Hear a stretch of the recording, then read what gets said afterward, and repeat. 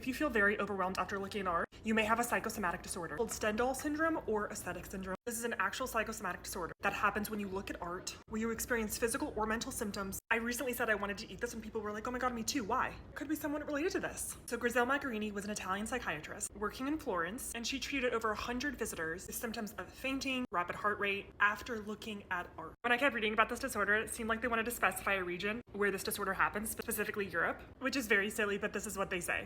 It's believed that Stendhal syndrome may depend on region, since more cases have been reported in Europe than in the rest of the world.